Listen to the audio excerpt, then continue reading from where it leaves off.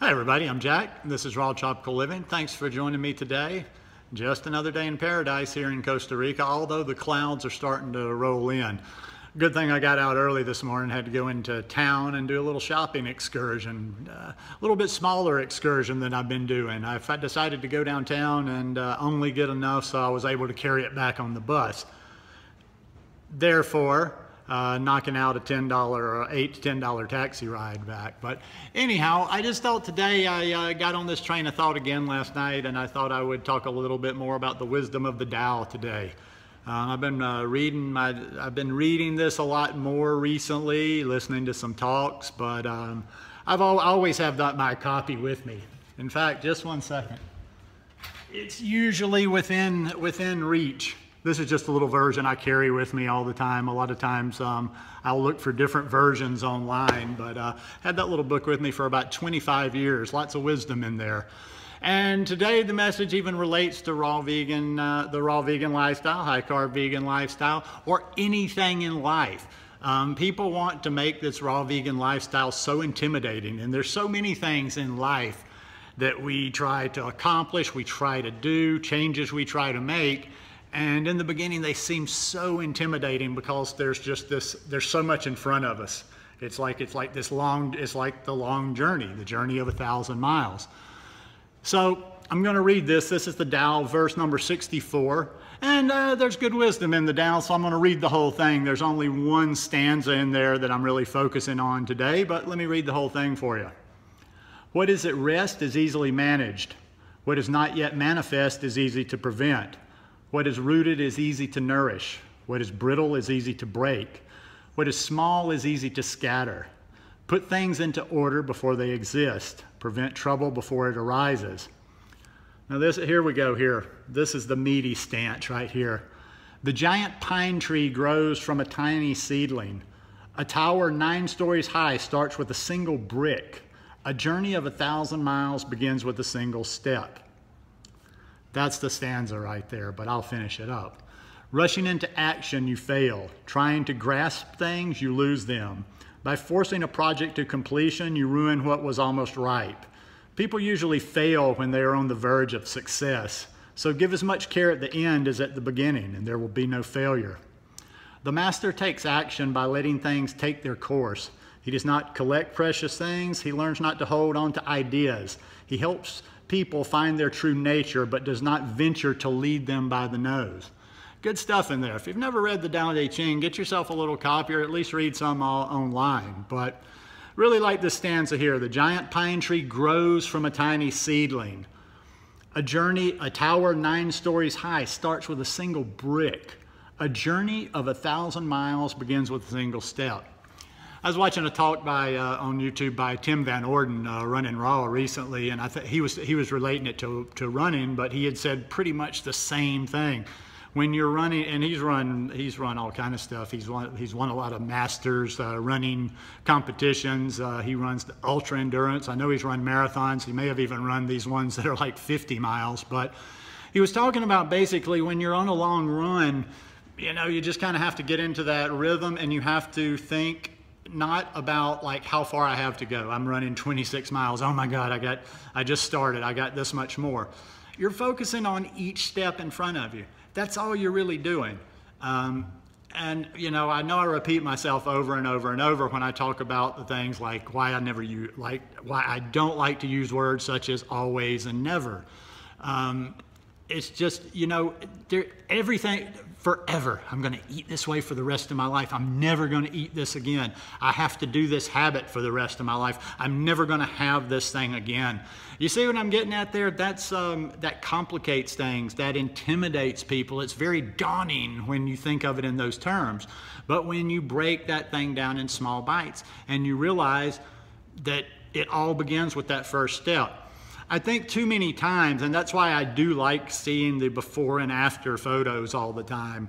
And sometimes, you know, I don't even think people can go overboard with that. Lissa of Lissa's Raw Food Romance is good with that on her Instagram account and on her social media. She posts her before and after all the time, and I like that because it gets in, I hope it gets into people's heads. I think sometimes When you see people that don't have any weight issues, or like they've lost their weight, or they don't need to lose weight, where they have clear skin, where they have bright eyes, that's all you're seeing. And sometimes it's almost like, you know, we just need to keep pounding those before pictures. You know, I talked about that, where was I talking about that recently? No, it was in a thread. I didn't talk about it in a video, but I was talking about how, okay, I did a before and after, and you know what? I'll throw another before and after in there before too long to update that. I don't have that available for this video, but I even said, you know, mine wasn't as drastic, but I lost about 50 pounds or so, and there's, you know, you can tell. But if I show you that before picture, and there's a chance I can find that before picture and I'll stick it in there. That's what you need to remember when you're looking at people that are on YouTube. That's what you need to remember when you're looking at people on social media, whether you're just talking to people, whether they have any sort of a presence or not. You have to remember they didn't get there overnight. God, I wish I could just do like a slideshow of photos, and not all of them were like where I was bad out of shape. I had a lot of periods where I was buff as hell. I mean, I was thick, I was cut, but I had so many, I went up and down, I yo-yoed. It was kind of like being either, not that I was a bodybuilder or a fighter or anything, but it's kind of like, you know, the old mentality where they would do is like they'd get in really good shape, then let themselves go and then get back in shape, whatever. But if you could see photos of me, you know, when I was out of shape, if you could see some of the photos, and I've had buddies do that, where I was passed out drunk on a beach drooling on myself, one eye half cocked. I mean, I was a fucking mess. I was seriously a mess. And you know, people just, I don't know, like the old saying goes, a picture is worth 1,000 words.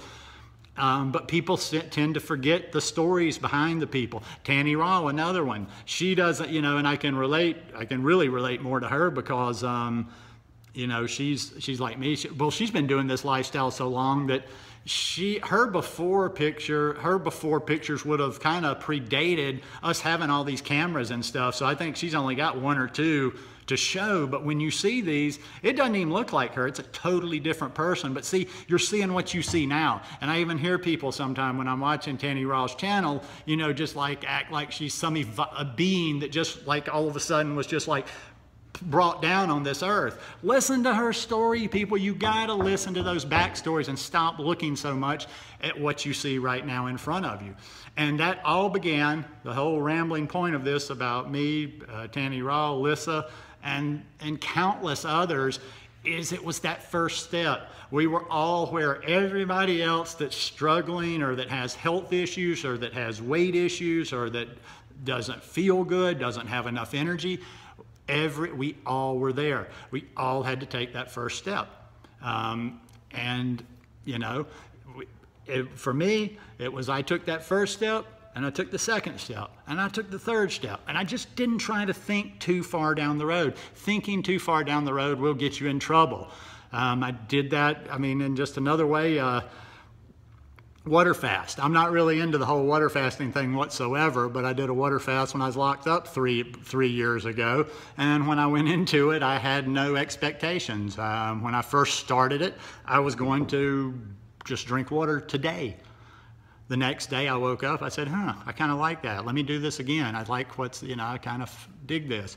And I just did it day after day after day. Now this has nothing to do with water fasting, which I've never done one since, not really into that, but I was only focusing on the day that I was living in. That's the only time we're really living, people. That's the only time we're really living. All this projecting into the future and worrying about, I hear people, don't worry about if you're going to be able to, if you can be raw vegan for the rest of your life. Don't worry about if you're going to be high carb vegan for the rest of your life. Whatever you're trying to accomplish. Maybe you're trying to, you know, maybe you're trying to learn something. Maybe you're learning yoga. Maybe you're learning some sort of a martial art. You know, it takes time. You know, here's another YouTuber that just pops into my head. It's like Jay of Plant-Based Athlete, 80-10-10 athlete, thriving plant-based. He's got a lot of different real estate out there. He just got his black belt in Brazilian Jiu-Jitsu and was competing at the World Games, which he won. 7 years it took him. He went from white, and that's a good little story. He went from white belt. When he was a damn white belt, I guarantee you that first day he went into a dojo, he was a rookie. He was a rookie. Probably guys laughed at him, smacked him around a little bit, tossed him around on the mat a little bit because he was about to take that first step.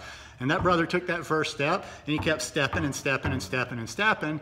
And now he's 40-something-year-old black belt in Brazilian Jiu-Jitsu, and he's very successful in it.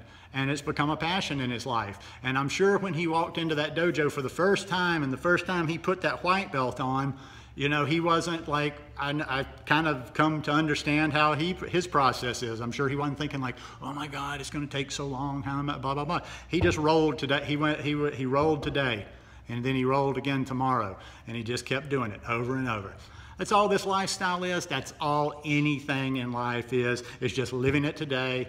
And then when you wake up tomorrow, you'll worry about waking up and living it tomorrow. But anyhow, hope this one helps you guys a little bit. If you like it, give me a thumbs up. Hope you'll subscribe to the channel. And I hope you're having a beautiful week. Man, the time just keeps going and going and going. About to have a 2.5-week guest at this house, so I'll be moving up to the cabin here in about 5 more days. Anyhow, love you guys. Peace.